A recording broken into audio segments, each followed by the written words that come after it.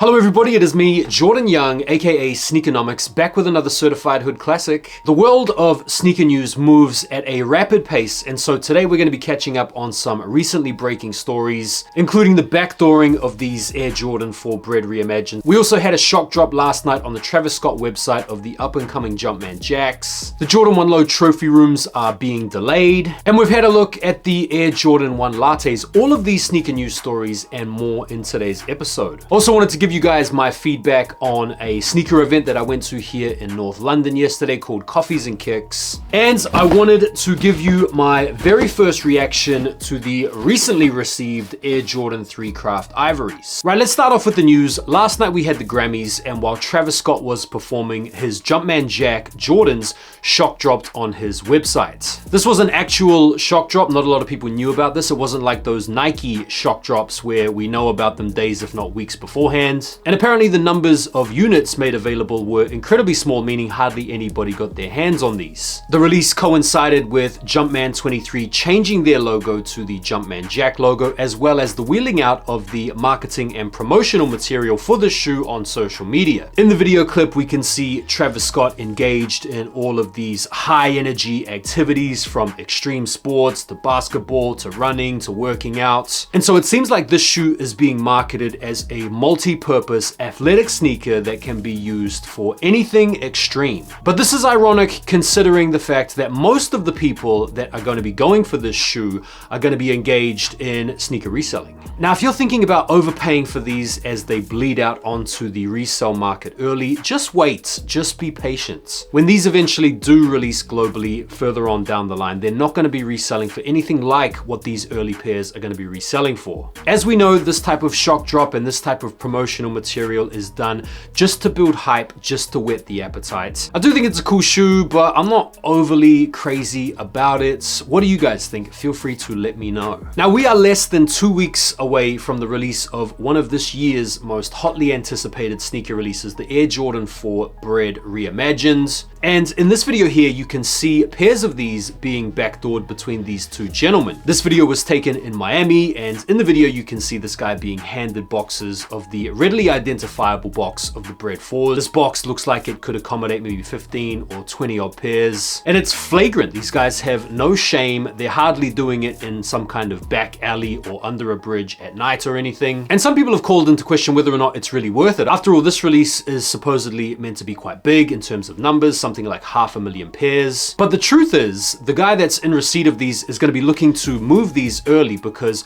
early pairs of the Bred 4 Reimagines are going to be going for maybe like 300, 400, 500, but on release day, when everybody's got them and the market is flooded, they're going to drop down closer to retail. So the guy that's getting these pairs in the video has maybe 1 week to shift these all at a premium to make his money before it eventually becomes a waste of time. First look action here, we have the first look at the Nike SB Dunk Olympic, set to release. I'm just going to make an absolute speculative guess here during the Olympics. Now, in truly uncharacteristic fashion from XC Sneaker, the image that he's provided here is actually discernible. We can make out the shoe somewhat. And I'm definitely getting a bit of Safari Atmos type inspiration from the speckles around the materials, as well as the tan or brown liner. These do look pretty cool. We've had a new colorway of the New Balance 1906R Action Bronson collab come out. We've already spoken before on this channel about the Rosewater colorway, which is inspired by 90s aerobics, as well as the Scorpius pair that he's been seen wearing courtside. And now we have this Medusa Azul blue colorway, which also looks pretty nice. I think my favorite one out of the whole bunch has got to be the Rosewaters. Being a kid that grew up in the 90s, I'm a big sucker for all of those nostalgic references, but what's your favorite out of these? Let me know. We've also had some detailed looks of one of this year's most anticipated Air Jordan 1 highs, the Jordan 1 High Latte. Now, in my humble opinion, these are pretty average. They look like a pair of mocha ones that you've just had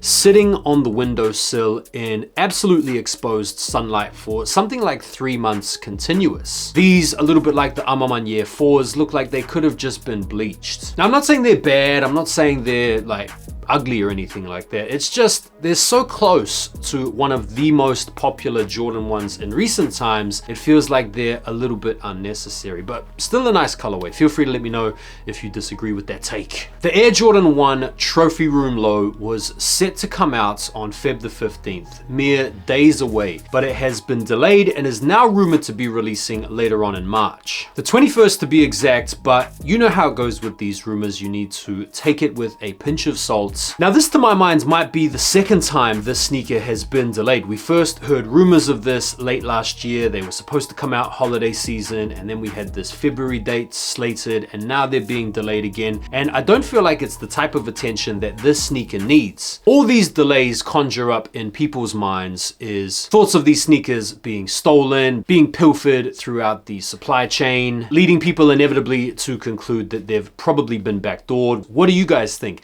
Do you guys think these have been stolen along the line? Or do you think it's just the same old classic shipping dramas that we're getting accustomed to now at this point? Let me know. Yesterday, I went to a sneaker event here in London called Coffees and Kicks. And so let me run you through a cheeky little vlog. Back with another banger. Today we are on the ground here in Walthamstow, London.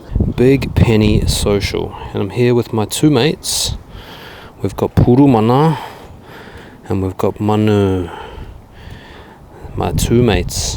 Here today to come check out Coffee and Kicks. I've never been to Coffee and Kicks before. It's a sneaker event and a coffee event, two of my favorite things. I've brought a couple of pairs of sneakers, the Heinekens and another pair of SBs to potentially trade and or sell. They've said that it's dog friendly. Is it going to be dog friendly, Puru Mana? I think maybe we'll go for a quick pee first and then we will go in and check it out.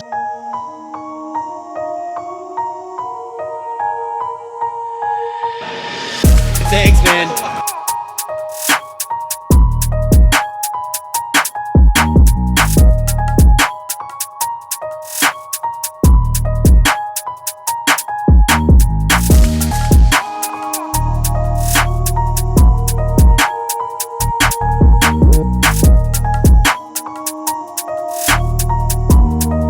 Hey, thanks, man. Appreciate you, bro. Okay, so here we are. The dogs are not loving it. Well, Puru's loving it. Everyone's loving Puru, but poor Manu. Really cool event, man. There's some clothes, there's like slippers and socks. In terms of the sneakers, it's kind of what you'd expect, really. Like a lot of Jordan 4s, a lot of Dunks, a lot of kind of generic stuff. I was kind of hoping for some older sort of SB heats or maybe some older retro heats. I did meet this one guy, Jim, who has made an offer on the Heinekens, but the offer is a little bit low. I don't think we're going to reach an agreement there. I'm not optimistic I'll be able to get a trade or anything for my sneakers. I don't want to overstimulate the dogs because it's a little bit loud in here, but we'll see how we go. It was a really nice, chilled event. The organizers were really nice. It was a well-run event and there were a lot of really nice people there, both selling and trading as well as people attending. Had a really good catch up and chat with a number of other sneaker content creators and people that I know in the sneaker community. Really cool taking my dogs as well. Puru, the boy, he had a bit of a blast. Manu spent most of the time kind of freaking out, but it was a good experience anyway for us. I was kind of torn between trying to film and then trying to look after the dogs and then trying to walk around and maybe get a trade deal. I didn't do any of the tasks that I was in the midst of doing well. So as a result, I didn't get a whole heap of footage, but it was still nonetheless a really good experience, really good event. I'll definitely be keen to go to more Kicks and Coffees events down the line. If you guys wanted to check them out, give them a follow on IG, and if you're based here in London or in the UK, make sure you get along to their next event. Rightio, and so for the last order of business for the video for the day, I'm gonna give you guys my very first impressions of the craft ivories. I took receipt of these today. I bought them on Saturday and here we are Monday, they're delivered. So let us all now brace ourselves for probably the sweetest sound in sneakers. Here we go. Yeah, it's a nice one, nice rip, good technique. Here we go. So diving in, you have the craft box. We've got the cream on top.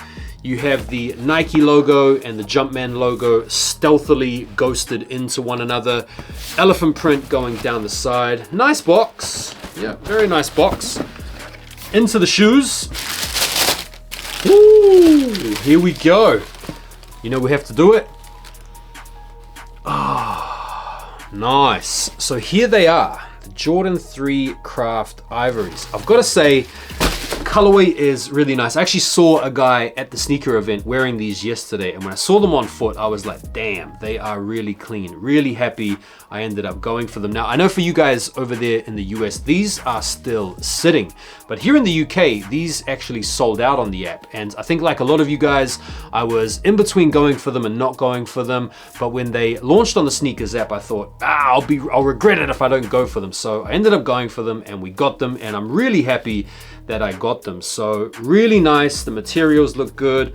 The shape is sweet. It's a nice looking sneaker. So I'll be bringing you guys my full in-depth review as well as an on foot and boogie down in tomorrow's episode. So make sure you guys are subscribed to the channel, hit the notifications bell so you don't miss when I drop another one of these big bangers. Thanks as always for taking the time to watch the video, guys. I'll see you on the next one. Take care for now and peace.